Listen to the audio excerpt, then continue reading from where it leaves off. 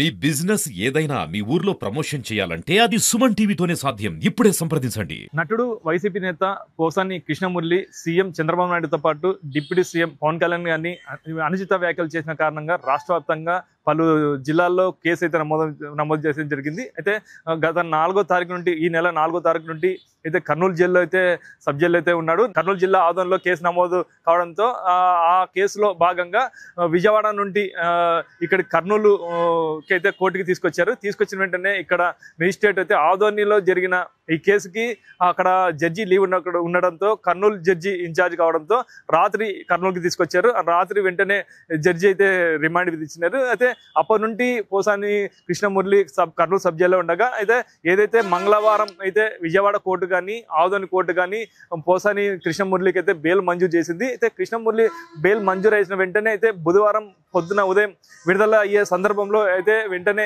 CID అధికారులు గుంటూరులో మరో పీటీ వారెంట్ వేశారు. దీని వెంటనే అయితే పోసాని మురళీకృష్ణ విడుదల అయితే అవకాశం లేదని చెప్పేసి అయితే తెలిసిందైతే ఇందులో భాగంగా అదే కర్నూలు సబ్ జైల్లో ఉన్న పోసాని కృష్ణమురళి అయితే విజువల్గా ఇక్కడ ఏదైతే సిఐడికి వాళ్ళు వారెంట్ వేశారో విజువల్గా జడ్జి ముందర హాజరుపరుస్తారని చెప్పేసి అయితే పొద్దుంటి మధ్యాహ్నం వరకు అయితే జరిగింది. అయితే విజువల్గా హాజరుపరచుకోకుండా వెంటనే కర్నూలు సబ్ జైలుకి సిఐడి అధికారులు వచ్చి మధ్యాహ్నం అయితే నిన్న బుధవారం మధ్యాహ్నం అయితే సిఐడి అధికారులు అయితే పోసాని కృష్ణమురళిని కర్నూలు సబ్ జైలు నుండి గుంటూరుకి అయితే తీసుకెళ్లడం జరిగింది.